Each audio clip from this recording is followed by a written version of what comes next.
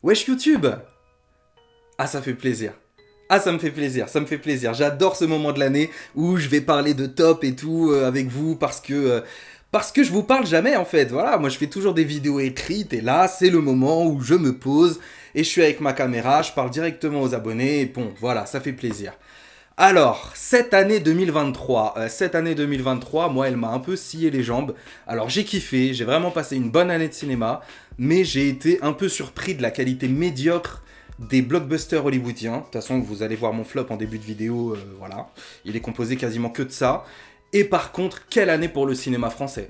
Quelle année pour le cinéma français. Alors, je vous spoile pas mon top, mais il y a beaucoup de films français dedans parce que cette année, je sais pas ce qui s'est passé, mais Cocorico les frères, on a été là, on a vraiment fait du cinéma de malade. Là, j'ai encore vu Vermine hier soir et j'avoue, j'ai kiffé. Comme d'habitude, on va commencer cette vidéo par les flops sur lesquels je vais aller rapidement et ensuite on passera au top en question parce que comme d'habitude, j'ai pas envie de m'attarder sur des merdes. Alors ça va aller vite. Numéro 10, Rebel Moon.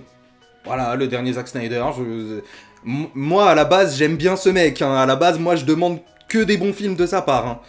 Mais là, franchement, entre Army of the Dead et Rebel Moon, putain, c'est chaud.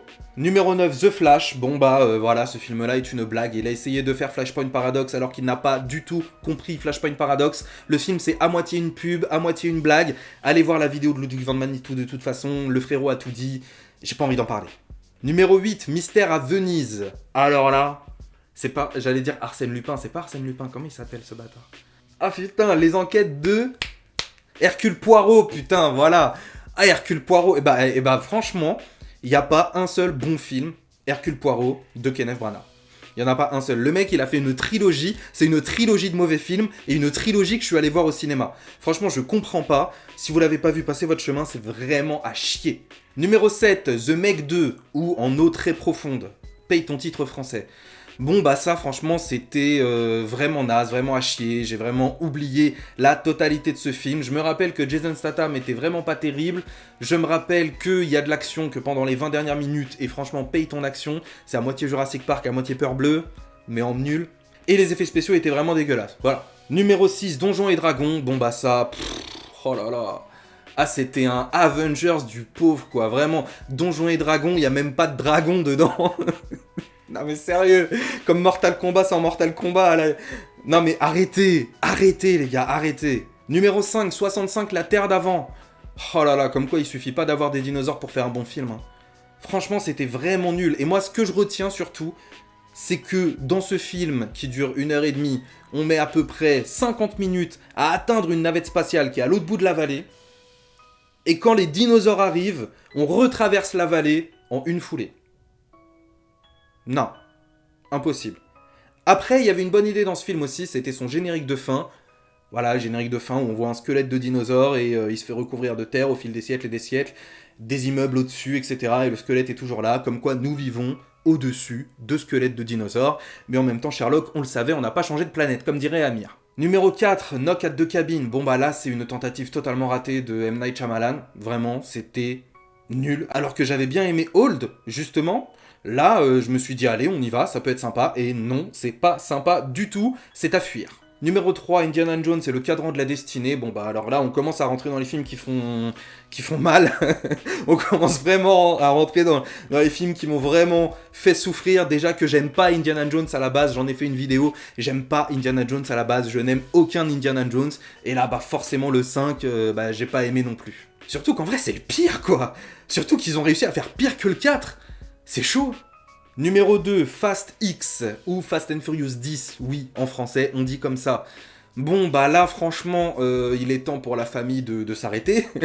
Vraiment, il est temps pour Dom Toretto et tous les autres de laisser la voiture au vestiaire, parce que là, non, mais c'est mort, en fait. Enfin, Fast and Furious, en même temps, il y en a eu plein qui sont ratés, mais là, à la base, Fast and Furious, c'est toujours un peu divertissant dans sa connerie, tu vois. Et là, même pas. Même pas. Et t'en viens à avoir une putain de course-poursuite avec une bombe nucléaire qui est dans Rome, t'en as rien à foutre. T'as beau avoir... Attends, je crois que c'est la seule scène dont je me souviens. Voilà, je me rappelle que d'une scène et elle était ratée, c'est dommage. Et numéro 1, désolé parce qu'il y a beaucoup de gens qui l'ont aimé, c'est Barbie. Alors là, j'ai pas compris la hype, j'ai pas compris l'intérêt, et j'ai pas compris le film, à vrai dire. Il va falloir m'expliquer de quoi ça parle. Je sais globalement de quoi ça veut parler, c'est quoi le message derrière, ok. Sauf que comment le film te transmet ce message, ou comment il est censé te le transmettre, parce que pour moi, il n'y a aucun message féministe là-dedans. Pour moi, au contraire, c'est presque l'inverse du féminisme, ce qu'ils ont fait. Mais bref, c'était atroce. J'ai passé une expérience horrible. Barbie, vraiment, je veux plus jamais en parler, je veux qu'on l'enterre. Je me rappelle de la fin. La fin du film en mode ah bah ça y est, maintenant je suis une femme accomplie, je vais aller voir le gynécologue au point parce que maintenant j'ai un vagin, t'as vu? Je suis une femme. Ah. Ah l'horreur. L'horreur. Il y a des gamines de 4 ans qui sont allées voir ça. Ah putain. Ah ouais, non, non, non. Non, vraiment. Et puis Margot Robbie. Margot Robbie, je suis désolé, bête d'actrice à la base. Non, encore Ryan Gosling, ça va. Le personnage est... Mais Margot Robbie, la meuf, elle a joué dans Le Loup de Wall Street, elle a joué dans Babylon, elle a joué dans Once Upon... Bon, ok, Once Upon a Time in Hollywood, c'était pas une prestation de malade, mais Margot Robbie, quoi. Non. Bon, voilà, on a fait le tour des mauvais films, je pose mon téléphone. Maintenant, on prend le temps, on va pas non plus faire une vidéo de 1 heure, mais on va discuter calmement des films que j'ai kiffé cette année. Alors, comme je le disais, moi vraiment, voilà, mon flop est composé quasiment de blockbusters américains parce que ça m'a déçu. Et dans mon top, alors je vérifie, mais dans mon top, je crois qu'il y a 8 films français et 2 films américains. Donc c'est pour, voilà, je vous spoil, 8 films français, 2 films américains. Si la vidéo elle t'intéresse pas frérot, tu peux quitter. Voilà. Il n'y aura pas de trucs ultra populaires cette année, désolé. Enfin désolé, non, je suis pas désolé. Il n'y a pas de trucs ultra populaires cette année. C'est de la faute aux blockbusters qui ont été mauvais et c'est une réussite pour le cinéma français qui a fait des putains de bons films. Voilà. Alors on y va, on va parler des films que j'ai kiffés. Numéro 10... L'astronaute. L'astronaute, c'est poétique. L'astronaute, c'est prenant. Et l'astronaute, j'ai pas pu décrocher mon visage de la télé quand je l'ai vu. Parce que je l'ai raté au cinéma. Ça raconte l'histoire d'un mec qui travaille pour l'équivalent de la NASA en France et qui vole des pièces petit à petit, discrètement, au fil des années, pour pouvoir se fabriquer sa propre fusée et partir dans l'espace par lui-même avec une petite équipe qu'il aura composée. C'est un film brillant. Vraiment, c'est un film brillant. L'idée est géniale, l'idée de se dire qu'il y a un mec qui veut aller dans l'espace en tant que civil par ses propres moyens, et je suis même pas sûr qu'il y a une loi qui l'empêche de faire ça, enfin je sais pas. Bon, à la fin du film, ça chauffe un peu pour lui, mais en soi, c'est pas un droit, ça? En tout cas, si c'est pas un droit, ça devrait l'être parce que c'est beau comme film. Et on n'est pas sur un truc ridicule à la striptease où ça va capoter dans tous les sens et tout, parce que ça ferait un pitch d'une excellente comédie. Non, non, c'est sérieux. C'est sérieux. On prend ce sujet vraiment à bras-le-corps. C'est le rêve de sa vie. Le mec veut aller dans l'espace et va tout faire pour y arriver. C'est génial. Les acteurs sont aux petits oignons. L'astronaute, j'ai kiffé. Numéro 9... Yannick. Ah bah là, Quentin Dupieux, il s'est surpassé. Il s'est surpassé en faisant moins. C'est incroyable. Yannick, c'est génial. C'est l'histoire d'un mec qui interrompt une pièce de théâtre en plein milieu en disant non, ce que vous faites, en fait, ça me plaît pas. Vous allez jouer ce que moi, je vais écrire. Et en gros, il prend un peu la pièce en otage parce qu'il arrive avec un gun et tout. Et c'est génial, ça dure 1h10. Raphaël Quenard, vraiment, c'est l'année où j'ai découvert cet acteur et je suis totalement tombé amoureux de lui. Le mec est génial, il joue trop bien. C'est un film qui est hyper touchant, c'est un huis clos très intimiste, très naturaliste, où on va à la fois côtoyer un peu d'absurde, mais de l'absurde vraiment au niveau minimum. Et le reste du temps, on est plutôt dans la comédie noire en fait. Et c'est vraiment un film qui touche un peu à plusieurs genres, qui est à la fois très drôle, très triste, très angoissant, et ça te happe, ça te chope à la gorge en fait pendant 1h10, et la fin est bouleversante. La fin, vraiment, comment ça se termine, c'est une fin totalement logique, tu t'attends à ce que ça se finisse comme ça, et en même temps, quand ça arrive, tu te dis, ah putain, merde. Ah merde, quoi. Donc, voilà, Yannick, il a plu à énormément de monde cette année, et c'est tout à fait normal, parce que c'est une petite tuerie. Numéro 8, Anti-Squat. Alors, Anti-Squat, c'est l'histoire d'une nana qui va justement bosser dans un squat, où elle va être un peu la gardienne des lieux et faire en sorte que les gens qui squattent ici payent bien leur petit loyer, entretiennent bien les lieux, font pas de conneries, etc. Et en fait, c'est un drame social parce que forcément, l'humanité étant ce qu'elle est, au bout d'un moment, des frictions vont arriver, et plongé dans un tel contexte social, ça ne peut que se finir en truc hyper touchant. Donc, Anti-Squat, c'est génial. Les acteurs, pareil, ils sont géniaux. Il y a un gamin qui joue le fils de Louise Bourgoin, et je sais pas pourquoi, le mec fait du rap pendant tout le film, et c'est pas en mode il fait du rap, il est dans sa chambre, il lit un texte et tout. Non, c'est des moments de clip, presque clip, qui arrivent comme ça dans le film, et le petit il pose un texte et tout, il est trop chaud, et du coup je le follow sur Insta parce que j'ai bien kiffé. Non mais franchement, le film en fait, il respire l'humanité. Il respire l'humanité, et c'est ça vraiment que j'ai kiffé là-dedans. C'est parce que, je travaille dans le social, je travaille avec de l'humain, et moi j'ai pu retrouver des choses qu'on peut vivre, effectivement. Et ouais, en fait, c'est touchant. C'est hyper touchant, Anti-Squat, et c'est génial. Et la fin, pareil, elle est incroyable. Donc vraiment, Anti-Squat, j'ai kiffé. J'ai passé une expérience de cinéma géniale. Donc voilà.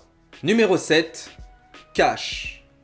Le retour de Raphaël Quenard. Bah oui, je suis désolé, je vous ai dit, je suis tombé amoureux de cet acteur cette année.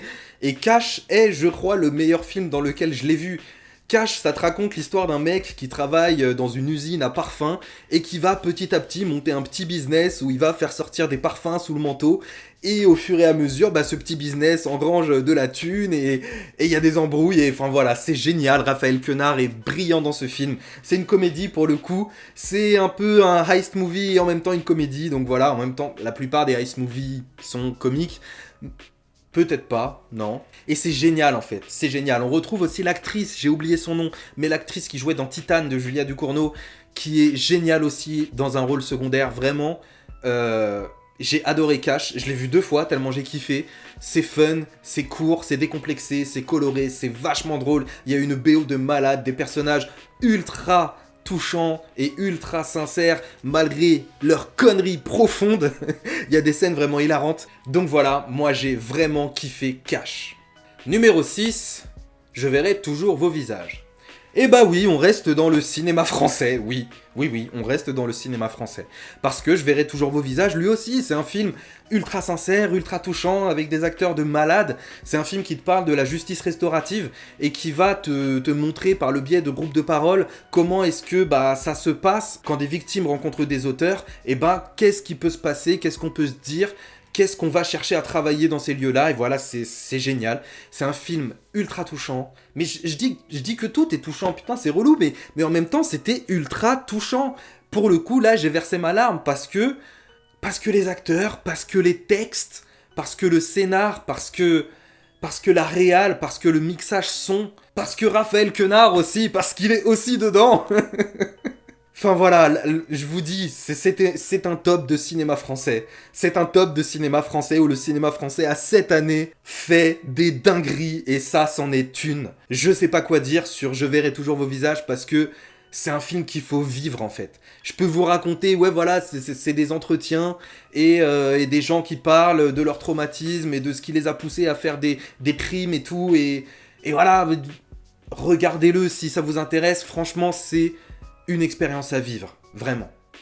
Numéro 5, Gran Turismo. Ils sont là les films américains, ils sont là. Et Gran Turismo, c'est le meilleur blockbuster qui est sorti cette année. Il y en a aucun qui peut rivaliser, je suis désolé. Même Across the Spider-Verse, que j'ai bien aimé, pour moi Gran Turismo est meilleur parce que Gran Turismo te raconte presque une petite épopée en fait. C'est une histoire qui est tellement grosse que la plupart des gens, quand ils ont vu cette histoire, ils se sont dit « ouais, c'est pas possible », avant de découvrir que c'était une histoire vraie. Parce que c'est l'histoire d'un geek qui joue à Gran Turismo dans sa chambre et qui est sélectionné par la marque pour participer à un concours, que s'il le gagne, il pourra devenir pilote de course. Et c'est ce mec-là qui a gagné. Voilà. C'est un truc de dingue, c'est une success story comme on en fait peu, et à la fois ils ont réussi à te raconter cette histoire de manière hyper sincère, hyper brillante, avec de super acteurs, et à la fois à te faire des séquences de courses que j'avais jamais vues dans ma vie. Alors ok, c'est pas Speed Racer, hein, ça s'appelle Gran Turismo, et si t'as déjà joué à un jeu Gran Turismo, tu sais à quoi t'attendre niveau course. C'est pas Burnout, mais c'est ma foi super bien fait. Le film a la bonne idée de te mettre en surimpression un icône de player au-dessus de la voiture du personnage principal pour justement que tu puisses le suivre facilement. On voit aussi que quand le personnage principal conduit, il a dans la tête les lignes du jeu vidéo toujours en surimpression, et ça c'est super bien fait, c'est une idée géniale. Il y a un moment où la voiture se construit autour de son jeu vidéo tellement il est immergé, donc c'est un film qui regorge d'idées de mise en scène. En même temps c'est Neil Blomkamp à la réal, donc si t'as vu District 9 ou Chappie, tu sais de quoi on parle à peu près. Et ouais, c'est un film qui fait vroom vroom et j'ai kiffé. Vraiment, quand c'est bien fait, je crois que depuis Le Mans 66, il n'y avait pas eu de bon film de course. Et là, celui-là, bah, il arrive à point nommé, il est génial. Bon, ok, c'est une sponsor Sony, hein, c'est une publicité déguisée. Hein. C'est comme Mario et tant plein d'autres choses. Mais là, pour le coup, c'est réussi parce que c'est bien fait. Une bonne success story, vraiment très intéressante, vraiment très riche, avec des hauts, avec des bas, des réussites, des échecs, des doutes, mais à la fin, une superbe histoire à raconter. Le tout dans des courses de bagnole qui sont géniales. Gran Turismo, je dis oui. Numéro 4, 16 ans. Ah bah là, on retourne dans les films hyper touchants. Voilà, on retourne dans les films hyper touchants, on retourne dans les films qui ont failli me faire chialer, parce que 16 ans, c'est l'histoire d'un Roméo et Juliette dans la banlieue parisienne, de nos jours, avec deux adolescents, et c'est génial. C'est génial, vraiment, les acteurs sont incroyables, le scénar est incroyable, les dialogues sont incroyables, tout est super bien fait. Bon, niveau réal, ça révolutionne pas le genre, hein, on va pas se mentir, mais c'est tellement bien écrit, c'est tellement bien interprété, c'est tellement touchant, et Roméo et Juliette, qui est une histoire que je vous présente pas, c'est une histoire hyper touchante elle aussi, c'est une histoire où quand elle est bien faite, quand elle est bien traitée, peu importe le contexte, le niveau social, peu importe l'époque, Roméo et Juliette, c'est une histoire qui est beaucoup plus grande que l'époque dans laquelle elle s'inscrit et le lieu dans lequel elle s'inscrit. C'est une histoire universelle en fait. Et cette histoire si universelle, quand elle est bien traitée, quand elle est bien adaptée, il peut se passer un truc. Et c'est ce qui se passe avec ce film. Il faut savoir aussi que je travaille avec des adolescents depuis 7 ou 8 ans, voilà. Je suis éducateur et je suis majoritairement avec un public adolescent. Et je peux vous dire que les gens qui ont écrit ce film savent comment parlent les adolescents. Contrairement à énormément de films dans lesquels on entend des ados parler, genre Super Bourré par exemple, où des ados ne parlent pas du tout comme des ados et on sent que c'est des adultes qui sont derrière et qui ont essayé d'être cool en écrivant. Là non, là on est à la cantine, on parle de quoi? On parle de skin Fortnite frérot. Parce que c'est de ça que parlent les adolescents. En tout cas, c'est un des sujets principaux. Ou sinon ça peut parler de cartes Pokémon, il y a aussi le sujet des cartes Pokémon dans le film. Et c'est tout con, mais en fait la manière dont parlent les adolescents, si elle est bien saisie, dans un film en plus qui raconte l'histoire de Roméo et Juliette, bah là t'as tout gagné en fait, t'as tout gagné, t'as un film hyper touchant, hyper sincère, ça finit mal, comme Roméo et Juliette finit mal, bah voilà, ça finira toujours mal de toute façon cette histoire, ça ne peut pas se finir bien, et c'est superbe. On a en plus Nassim Liès qui joue dedans, Nassim Liès, autre acteur dont je suis tombé amoureux cette année, mais on en reparle après. En tout cas, 16 ans, j'ai kiffé. Numéro 3, l'abbé Pierre, une vie de combat. Ah bah là on est dans le top 3, là ça y est, on est dans le top 3. Et l'abbé Pierre, une vie de combat est un film qui m'a renversé, qui m'a fait chialer. On a un acteur principal qui est incroyable, qui joue l'abbé Pierre de ses 25 jusqu'à sa mort, je crois à 80 balais dépassés, quelque chose comme ça. Bref, c'est génial, c'est une petite épopée de vie bien sentie, bien écrite, bien réalisée, très rythmée, avec des personnages hyper touchants, avec un acteur qui est génial, c'est Benjamin Laverne, il joue l'abbé Pierre comme jamais. J'avais vu quelques vidéos de l'abbé Pierre, je vois un peu à quoi ressemble le personnage, et le mec le tient mais à fond quoi, à plusieurs moments, j'ai vraiment cru que j'avais le personnage en face de moi et plus l'acteur, et je crois, depuis que j'ai vu ce film, que je n'ai pas vu de meilleure interprétation d'acteur en France depuis Vincent Cassel dans Mérine. Rien que ça. L'abbé Pierre, on dirait vraiment que c'est tourné comme un Ridley Scott à la française un peu, c'est un film qui est vraiment épique. C'est un film qui vraiment a énormément de cœur et veut le donner au spectateur, quoi. On sent que le film, il a envie de te donner la niaque, te donner la pêche, te donner la rage, et en même temps de te bouleverser en plein cœur. Enfin, c'est super, c'est vraiment super ce film-là. La salle entière a chialé à plusieurs moments. Franchement, ça m'a bouleversé, c'était génial. Numéro 2, Babylone. Deuxième film américain. Voilà. Et celui-là, c'est même pas un blockbuster. Bon, c'est un gros budget, mais non, c'est pas un blockbuster. Un blockbuster, c'est ce qui fait payer du popcorn, etc., etc. Babylone, ce film, qui, pourtant, dure 3 heures, passe comme une lettre à la poste à chaque fois que je le vois, parce que c'est hyper rythmé et parce que j'ai l'impression que la première scène du film dure 1 heure.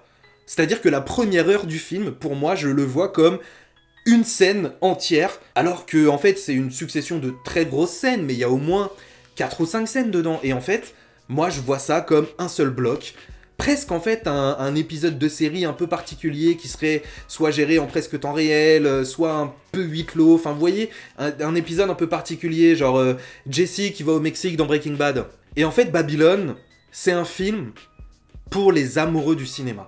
Ce film-là, quand je l'ai vu avec ma femme, elle m'a dit, ouais, j'ai kiffé, ok, sans plus, parce que moi, je suis pas une amoureuse du cinéma, c'est pas moi la cible. La cible, c'est les amoureux du cinéma. Et elle a raison. Et si vous vous considérez comme un amoureux du cinéma, regardez Babylone.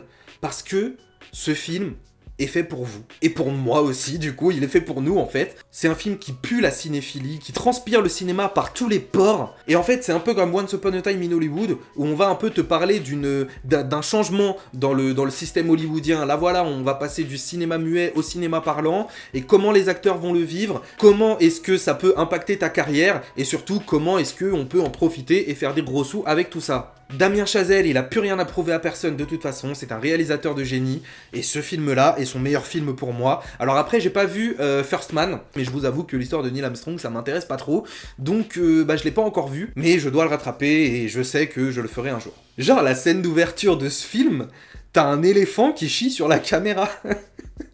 Bon, c'est pas le meilleur moyen de vendre le film, je suis d'accord. Mais je trouve ça tellement couillu d'ouvrir le film avec une scène d'éléphant qui te chie dessus, en fait. Et c'est ça, en fait, ce film, il va un peu te déconstruire Hollywood et te rappeler que c'est avant tout une industrie et que c'est une machine à rêve. Alors nous, ça nous fait rêver, téléspectateurs, mais en fait, c'est une machine avant d'être un rêve. C'est surtout ça qui te raconte Babylone. La fin est bluffante, le passage avec Tobey Maguire, j'adore. Franchement, je l'ai vu tard, en plus ce film, je suis même pas allé le voir en salle. Vous vous rendez compte, je suis même pas allé le voir en salle, j'ai honte. Mais je l'ai rattrapé, je l'ai acheté en Blu-ray, tout va bien, et j'ai vraiment adoré. C'est une tuerie cosmique, ça c'est un film que je vais voir une fois par an pendant toutes les années qui me restent à vivre, ça c'est sûr et certain. Pour moi, c'était une réussite totale. Numéro 1, Farang. Ah bah là Bah oui, évidemment, ceux qui suivent la chaîne étaient déjà au courant. Évidemment, Farang est le film de mon année 2023. Farang, c'est génial, en fait. C'est un film d'action français où ça se bastonne pour de vrai, où c'est des vrais bastons, où c'est des... Extrait.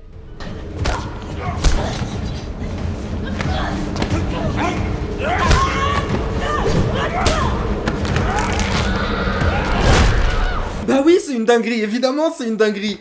Farang, c'est une tuerie totale. Ça te raconte l'histoire d'un mec qui a des galères en France, il sort de prison, il est poursuivi par des gars, il se passe quelque chose, il va se cacher en Thaïlande. En Thaïlande, il rencontre une nouvelle femme qu'il met enceinte. Il se passe des dingueries également, et là par contre, il va tous les buter. Ah, quel film. Quel film. Je vous renvoie à ma vidéo. Voilà, si vous l'avez pas vu, la vidéo est là. Mais Farang, c'est une tuerie. Et je m'en étais pas rendu compte au premier visionnage. Parce qu'au premier visionnage, j'y suis allé en avant-première et j'étais un peu hype, un peu curieux, et en même temps, j'y allais un peu sur mes grands sabots, etc.